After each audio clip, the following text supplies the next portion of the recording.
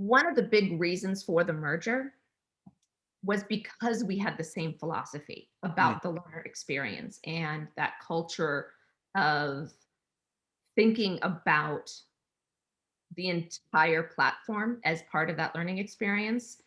Um, so that has really fueled just the power and the benefits of everything around the merger. Welcome to the e-learning podcast from lmspulse.com. My name's Stephen Ladek, and I'm the director at LMS Pulse. I'm excited to have Dr. Paige Chen on the show with me again today. Paige is the CEO of Remote Learner, which is now a learning pool company, whose foundation in persuasive design has helped clients create engaging experiences around the globe. In this dynamic conversation, we talk about the learning pool approach to design and the learner experience. We also talk about specific examples of how different needs play out into different solutions through case studies in like the cruise industry and the talent management industry and several others. Paige and I also talk about what the merger between Remote Learner and Learning Pool means and how their respective offerings have been combined and what that means for clients going forward. And finally, we talk about why, in Paige's words, you want to design sexy roller coasters, but you need to remember that people buy season tickets to the whole amusement park. And a final reminder that the e-learning Success Summit is starting in just a few days. Paige will be on the main stage with me, along with 50 other speakers, talking about how we improve learner engagement. So go now, go get your free ticket to the summit at elearningsuccesssummit.com. Now, finally, before we get started, a quick word from our sponsors. The e-learning podcast is sponsored by the E-Learning Success Summit. Learn from more than 40 experts how to teach, work, and learn online without being overwhelmed. Get your free ticket to the summit at elearningsuccesssummit.com. And lmspulse.com, your best source for news, information, and resources for e-learning professionals for more than 10 years. Get our free roundup of the week's top news at lmspulse.com. Hello, Dr. Paige Chen, and welcome to the e-learning podcast. How are you today? I'm fine, thank you. It's good to be with you again. Paige, you were on the show a couple months ago. We had an extremely interesting conversation about your approach to engagement and how you persuade learners. Talked about your research and whatnot. This is a special podcast interview. Well, at least one, it's special to me because I'm really excited about what we're going to talk about. But before we get started, just anybody who hasn't heard our last episode, anybody who hasn't heard of you, Remote Learner, Learning Pool at this stage, can you give us the 30 seconds on who are you? Who are we? So Remote Learner, we've been in the open source LMS space for a very long time. Uh, Starting our origins in the LMS space as a Moodle partner. Some would say the first Moodle partner, depending upon which story between Brian Williams and Martin Digiamis you listen to. But really grew up in that space and have evolved and grown with it as the industry has evolved and grown. Had a wonderful opportunity this past year to continue that evolution as we became a part of the Learning Pool group in December. Really having that broader reach and really working with a wonderful collaborative team that looks at the space a lot like we do and to really see where that growth is going. Learning Pool itself, coming out of Northern Ireland, which again, crazy, right? An Irish business buying an American business during a pandemic. But it worked. It's continuing to work well. And they've been in that same space with that strong focus on the learner experience and what we do in that area. So it's been great to continue that growth and really excited to work with Learning Pool to take on the North American market. Fantastic. I love it. And just congratulations, since we haven't talked since the merger, that it's always exciting watching these entities come together to form, I hate to use the old term, but really truly synergy, right? I mean, at the end of the day, let's see what bigger thing comes out of it. That's exciting. And that's kind of where I want to go right now. One of the reasons I wanted to have you on the podcast this week, we have the e-learning Success Summit coming up just, in a few days. It's on April 20th, 21st, and 22nd here, 2021, that we're recording this. Again, another thank you to you. Remote Learner and Learning Pool are a sponsor of that. And what I want to talk about today is your approach to, the theme of the summit is learner engagement and your approach to how experience creates engagement. let me put it on the table there for you, just like that. When you think of learner experience, what does that mean to you, and how does Learning Pool approach that? The approach to learning experience is to me specifically, and certainly the shared philosophies within Learning Pool, it's the holistic experience, right? It's very easy for us as instructional designers to get focused on the details and lose the big picture in kind of what is the full journey. And it should never be about a single experience. It should be about fostering that ongoing environment within it. And we've talked before about persuasive design strategies, and really about the platform needing to be a social actor in that experience. So when we think about the learner experience, we talk about the different layers, and you've got the data layer that kind of triggers the data into activity. You've got the content layer, which is kind of the roots of why we've all started this, right? We have rich content that we need to deliver, we wish to make accessible to a broader audience. But then there's that experience layer. And at the end of the day, that experience layer is where you create that opportunity for learner engagement, for them to engage with the content, for them to engage with one another, and for them to engage with the journey of learning. It should never be a one-off experience. It should be an ongoing process. So when you walk into either an existing client, or you have a new client that you're doing some discovery with or whatever, and you put that vision on the table, does the jaw hit the table, or is it that initial like deer in headlights, like, oh, how are we going to do this? Or do you find that most people are already on their way on that journey, or is it really like, let's tear this house down and rebuild it, or where does it begin? So the expectations of the client are usually different than my objectives going in. I'm more of a tear this house down and let's rebuild it type of a person. When it comes to their thinking and their thought process, and the reason I say that is very often in the industry, the assumption is, I need a hammer. And they go out looking for the tool they think they need. And they kind of forget to come into the conversation with, what is the business result that I'm seeking? Or what is the problem that I'm solving? Or what is the need that I have? And when we look at the landscape out there, when you look at the tools, whether it be different platforms, whether it be different providers with different flavors of similar platforms, it's really about what is the right tool to address either the problem or the business need or the academic need. We have a lot of customers that come to us thinking, someone said we needed an LMS. Do you sell an LMS? What we needed is an LMS. And very often you'll get into the conversation and, well, what we want is self-discovery. We want them to find learning on their own, and we want to track the data of everything and every activity they do. We want them to talk about it. Okay, so what you needed is an LXP. You don't need an LMS, right? But they don't know that that's the tool that they need to ask for.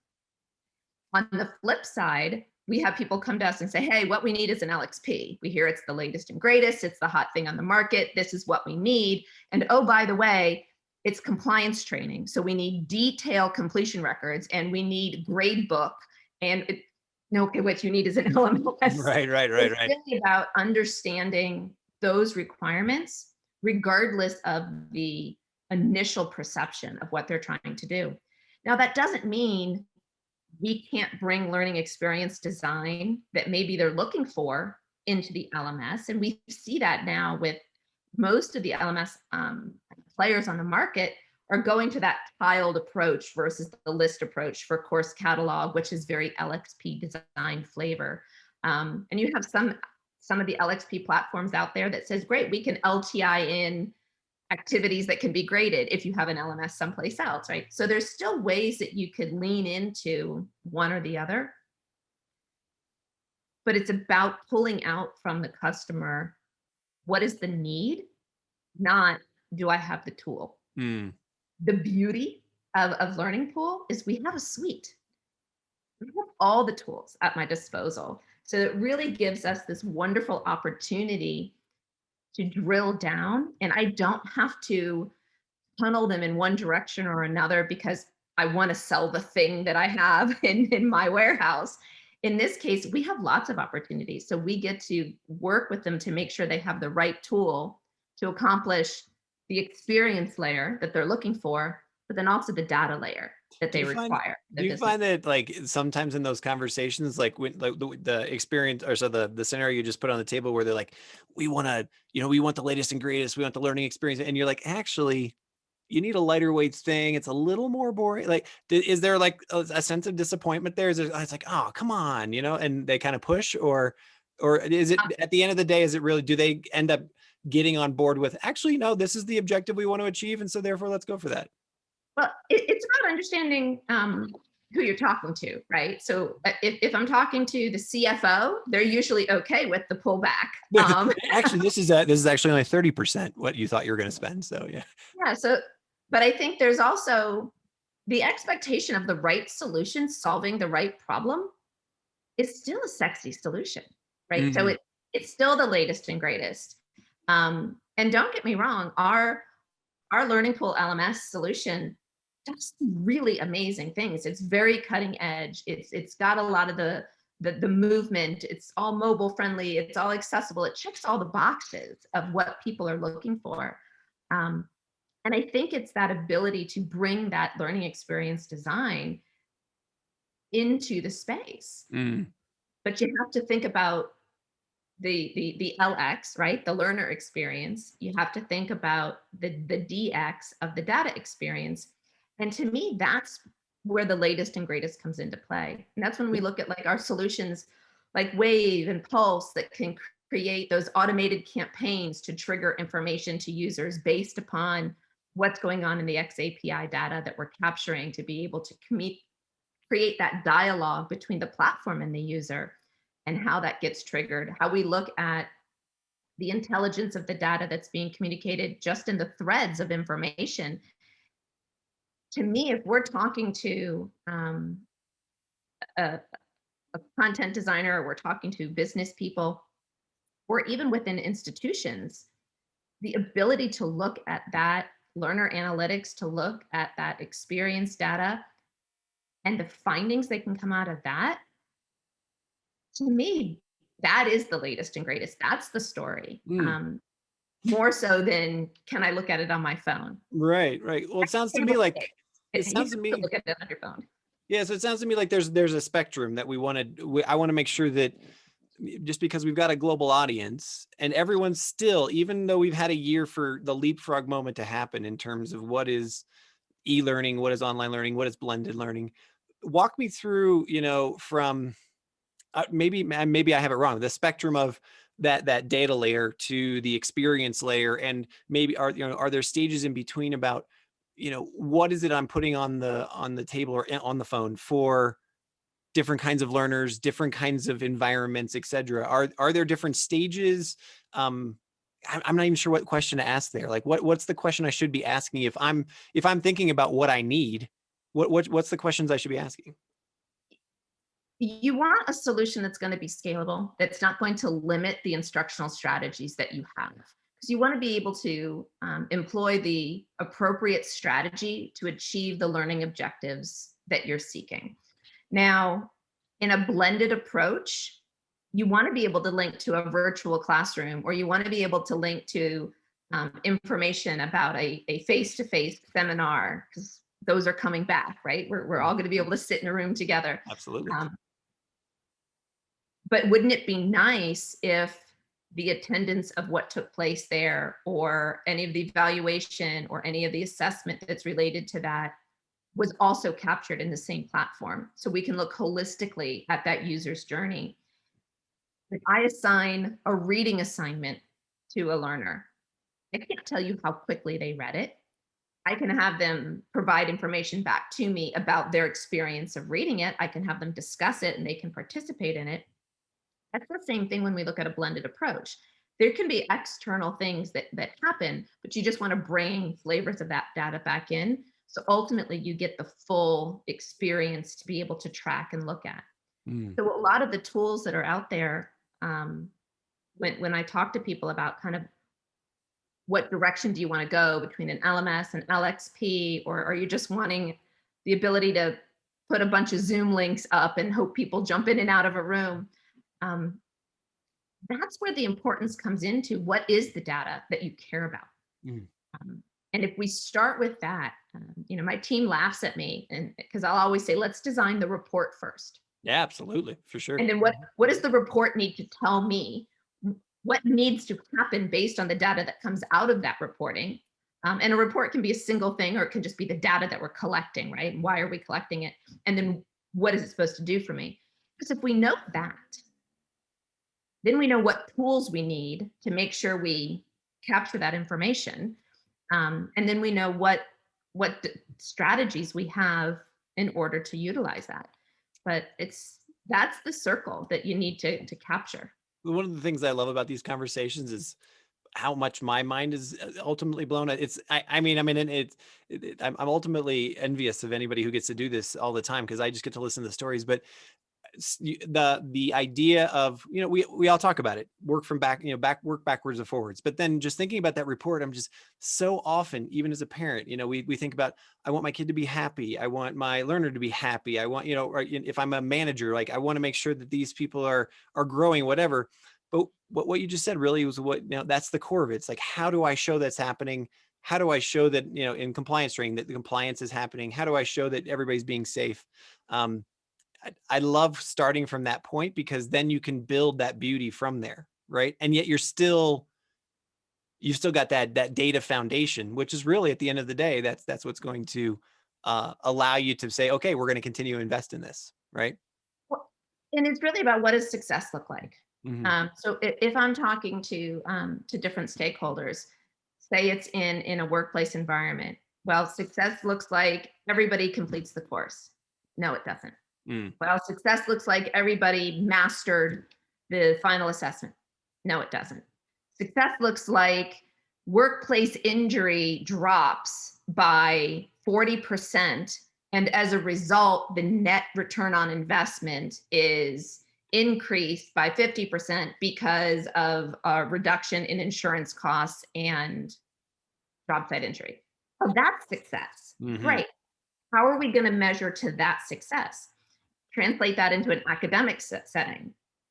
Is success students took the course? Is it that they showed up? Is it that they passed the course? No. Is it that they graduated?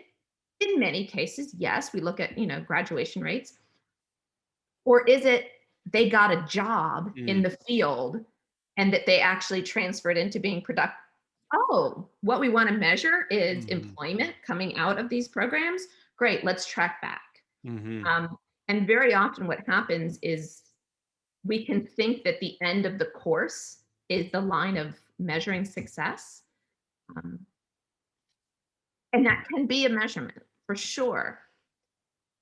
But then how do you know that you should have been capturing all this other data along the way that could have told you the rest of the lines of where that journey is going to go? Because there's a bigger goal here for why we're in this industry, why we want to provide these learning experiences. Because it's you want to unlock the potential of technology to improve lives through learning. I mean, that's been our mission statement at Remote Learner for years. And improving lives through learning is a much more lofty goal than everybody finished the course. Absolutely. Well, then take me there. Do you have a couple of examples that you can put on the table of either clients you've worked with, or these types of experiences that you've been able to build, and how it achieved those larger goals, or it's on the path to being able to report on those larger goals? Yeah, I mean, there's always those opportunities, those customers that you work with over the years that you hang on to like little nuggets of, wow, we did something kind of cool there. And there's those that are the feel good stories, where we work with organizations like the Pennsylvania Coalition Against Domestic Violence. wow, we actually get to play a part in working with an organization to create experiences where they're able to engage volunteers. I mean, hard enough to get your employees or your students who are paying for or paid to be there, but to get volunteers to want to engage in that environment. But then ultimately knowing that they're improving the lives of these people that have gone through such, traumatic experiences in their lives. So you think about that bigger story and that bigger journey of where you're able to be with organizations. We've had an opportunity recently, we talk about the data layer, and working with one of our clients at the Royal Caribbean Cruise Line, where talk about an industry that's had a very difficult year. Yes. And they were in a situation where they needed to look at data differently. And they came to us with okay, this is what we need to show. We need to look at the data, who has gone through particular drills and safety training, and then people who couldn't do it. We need to be able to show that they took the training in that area and what they needed. And then we needed a very quick, rapid way to report on that so our industry can get back up and running. Because there's now a new set of eyes looking at how are we making sure to keep people safe in this space. They're already doing all the work. They're already safe as they can be. I mean, you never wash your hands so many times unless you're on a cruise ship, right? But they had the need to look at their data differently and to show the work that they were already doing to a different audience in a more real-time way. So we're able to work with them to say, great, what is your business requirement? How can we say this is the data that you need, and then create that experience and create the training path to show that. And what a wonderful opportunity to make an impact, to be able to work with a valued client like that, to do something that was so meaningful with them, especially during such a challenging time, in the world right now. We have other projects that we're just starting. Before you jump down there, one of the things I love diving into detail in a project like that is, so this is just very temporal. So last 12 months or so. This isn't a turnaround. This is an enhancement. This is making more robust. This is being able to show what's the timing on a project like that?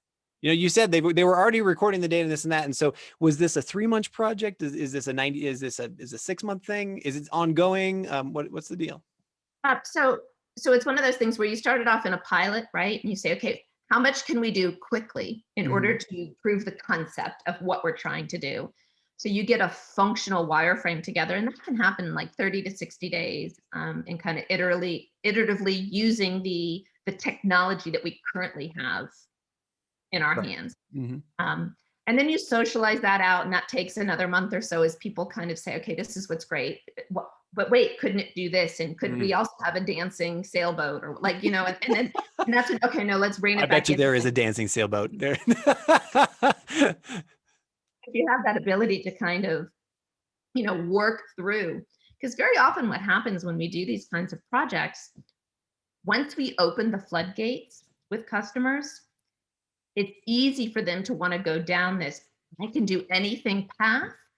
And well, theoretically, there is a lot of open ability to create an experience. You don't always want to take a customer down a custom development, because that's going to limit their scalability. It's going to create challenges to upgrade later if they start to create a fork of their solution. So you really want to make sure that you figure out a path for them that's sustainable, that is going to give them what they need, solve the problems that they have, but then you have that ethical responsibility to kind of rein them into a sustainable solution also. So you go through that journey though, right? First they come in, I just need one little report. That's all I need. Well, no, you need more, you need more, you need more. Wait, too far. Come on back, So it really just depends on how many creative minds get involved in that journey and how long it can take. In that case, we were in a full functional pilot, from inception to functional pilot, in under 6 months within that space. And that's really where we're at now, specifically as that industry is just starting to come back into full rigor, or looking to in short order. Um, so then it's one of those things where, great, we tested it with one ship or a smaller fleet. Now can we do it with more? Can we grow? And then what does the data need to look like? What does the experience need to look like? There's other challenges. There's the experience, but like I said, there's the data experience. Well, guess what? People on cruise ships move around. The employees go from place to place, So then are you tracking what happens on a ship? Are you tracking what happens with that learner? What's the learner? Right? I mean, at the end of the day, let's track the learner. If the learner is the variable, these learners are probably, if I know anything about these aren't like lifetime employees, right? These are also like people who probably came for a summer or came for, a stint of some kind, like a 9-week stint or something like that. So that makes it even more challenging because there's a turnover or rotation or whatever. That's, lots of complexity there. So there's all sorts of pieces. So sometimes it's about just deciding what's important. The technology, I mean, no disrespect to our phenomenal development team that builds our products. The technology to build it isn't always the hardest part. It's the decisions. Oh, it's never the hardest part. The tech's never the hardest part. No, it's absolutely. I agree with that wholeheartedly, 100%. I want to sort of shift and move that conversation towards how does the merger with Learning Pool track with this ethos, this engagement with client, this, this sort of we build experiences. Like, let me tee you up in that way and sort of make the case for the merger. Like what's beautiful about this and how does this enhance both organizations? I think from day one, when we started our conversations with the team at Learning Pool, there is the cultural fit. And that sounds crazy to say a bunch of Americans and a bunch of Irishmen culturally were a perfect match. But it was really about how we looked at learning and learning technology, and that view of the approach to the learner experience being paramount in why we were doing it, and the ability for that to drive every decision that we make as separate organizations and now as a combined organization. And I think that really fed into that very early synergy in the opportunity to work together. It fed into a very rapid process to take advantage of bringing those organizations together. And it's been 3.5 months, and across the board, it's been positive. Now, I'm not going to say that any merger doesn't have its own just logistical challenges. I mean, we happen to have a really big gap, and it's called the Atlantic Ocean, right? Between working together. But one of the things that's really interesting and almost a silver lining, if you will, a year ago, 2 years ago, Learning Pool probably never would have considered acquiring a company like Remote Learner because we were remote. We were a completely distributed workforce. And the Learning Pool team, they go to work in an office in Derry, Ireland, or in the UK. So for them to think, how in the world could we incorporate a remote distributed workforce was too foreign. Fast forward to the work from home culture that we've all had to sort of adopt, as did they during the pandemic. It suddenly made sense. It suddenly was like we are doing it in the UK, so it wasn't as foreign of a concept to adapt and adopt to in considering merging with a company like Remote Learner. And it's also really allowed for that continent difference, right? And geographical difference to go away because we're all virtually engaging with each other. And it's allowing us to set that framework and lay the groundwork of that collaborative organization so that when the world opens back up again, as it's rapidly starting to do in many areas, we already have that connection that's Right. been forged during this time. And it really has allowed that increase of the practice what you preach. Um, Many people say, you eat your own dog food type of an Oh, idea, yeah. which I find disgusting. So that I like to say we drink our own whiskey Thank around you here. very much. I was just going to say that's a good Southern. That's a much better Southern take on it. So we do. We drink our own whiskey, and we work remotely, and we learn remotely, and we collaborate remotely, and we're now having the opportunity to do it in a much big pool. And Talk to me about that. Let's riff on that for just a second. We've all gone remote over the last year. Has that been a bitter pill for clients to swallow? Where they're like, I really would love to have you in the office so that we can kind of get around a table together? Or has it been really just sort of massive acceptance of, what, this is our relationship, and you know what, we deliver on a screen anyway, so that's what's going to happen. I have not seen a difference, but I've also been running a remote company for 11 years. Right. Yeah. Touché. So Yeah. this is how we collaborated very often. Now, I would still go out to client sites and, sit in a room and, you powerhouse out with a whiteboard and you get a lot done. Um, but really, I feel like the industry, even before the pandemic, was already evolving into a virtual collaborative environment. And we've always had either our direct customers being global, or we work with organizations that are global. So like one of our larger accounts that we work with, organization called Indeed, a big section of their employees are in Ireland or are elsewhere in the world, and we collaborate with them. So we had to be virtual just because of the global nature of the modern workforce, regardless of the forced to work from home methodology. And I've always been a big believer in how we have operated, because it lets us get the talent wherever it is. We're not sort of finding the best person within a square mile radius. We find the talent regardless of boundaries. Um, I think the rest of the world is picking up on the benefit of that, Mm-hmm. which leans in even more in the great. If we're going to have an increased remote workforce and we see the value in that, it really does have that trickle down effect into how are we going to make sure to keep them trained? How are we going to make sure to keep them engaged in their professional development? How are we going to keep them compliant, and how are we going to keep them growing? When do we need the LMS? When do we need the LXP in order to think of that full learning suite solution?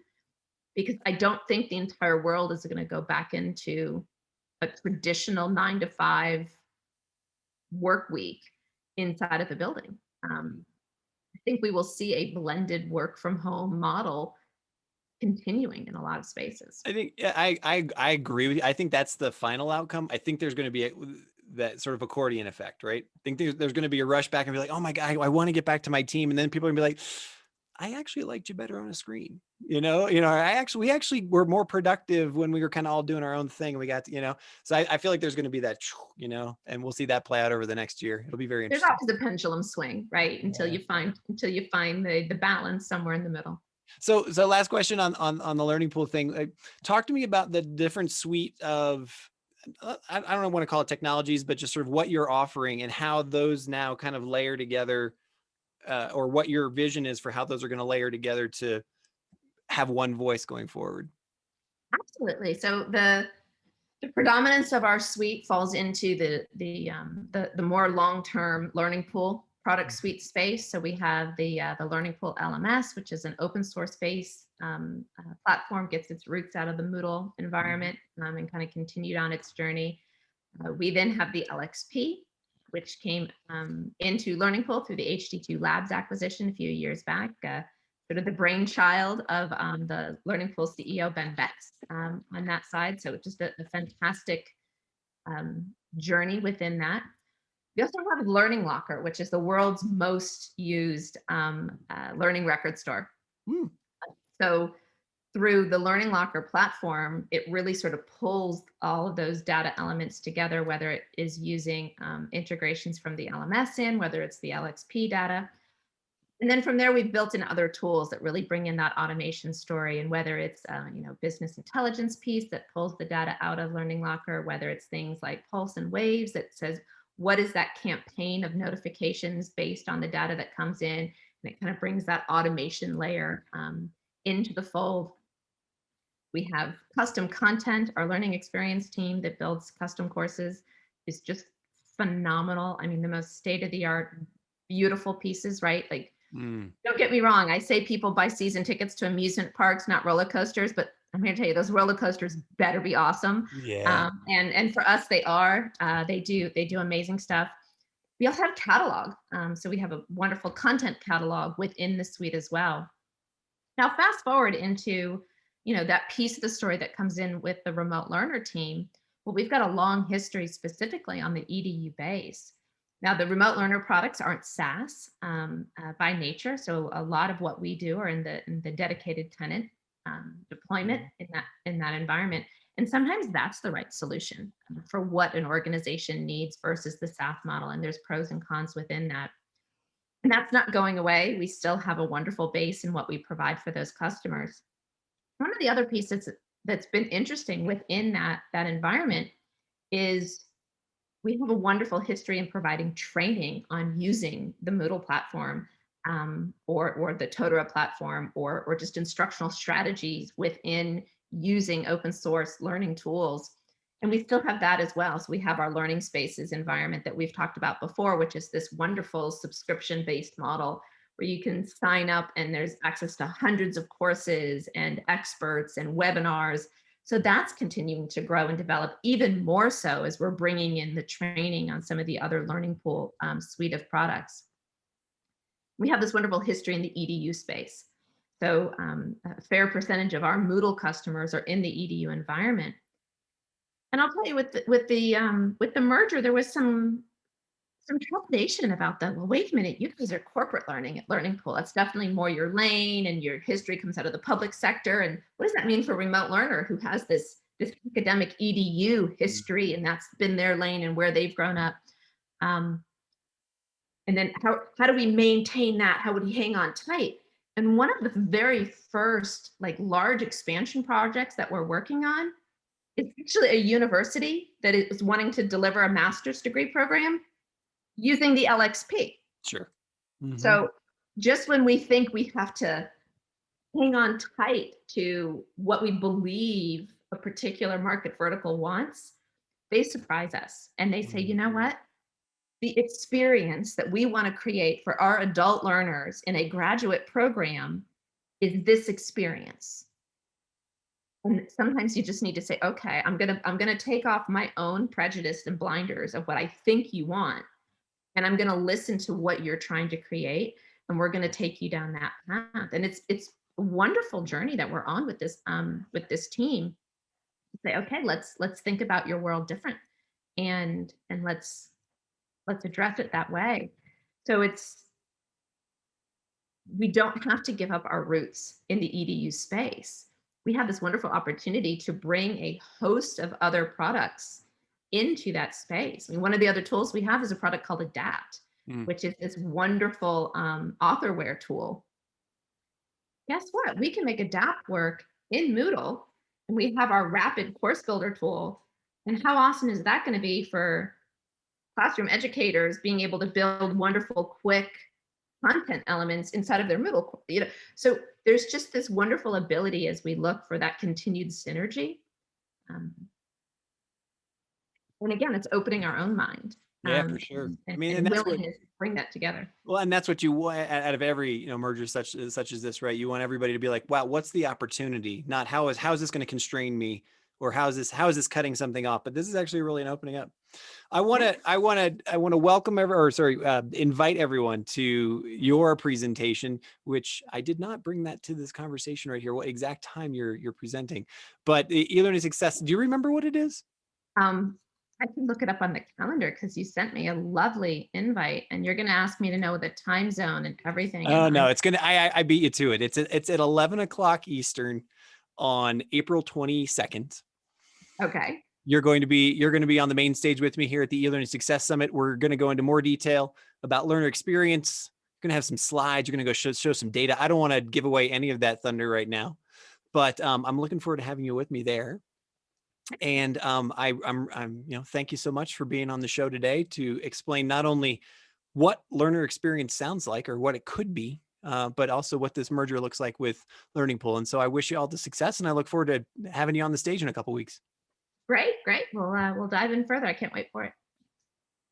Thanks again for tuning into today's episode of the eLearning Podcast. If you like what you've learned today in this episode, I encourage you to either follow us or subscribe to us on Facebook or Twitter or YouTube. And please do share this episode with one or two of your colleagues or friends. Also, I just want to remind you that you can level up your online learning game with all of the information that's available at the eLearning Success Summit. You can get your free ticket at elearningsuccesssummit.com. And finally, you can also stay up to date on everything that's important, all the news and the resources for e-learning professionals at lmspulse.com. Get our free newsletter by just going to lmspulse.com today. Thanks again.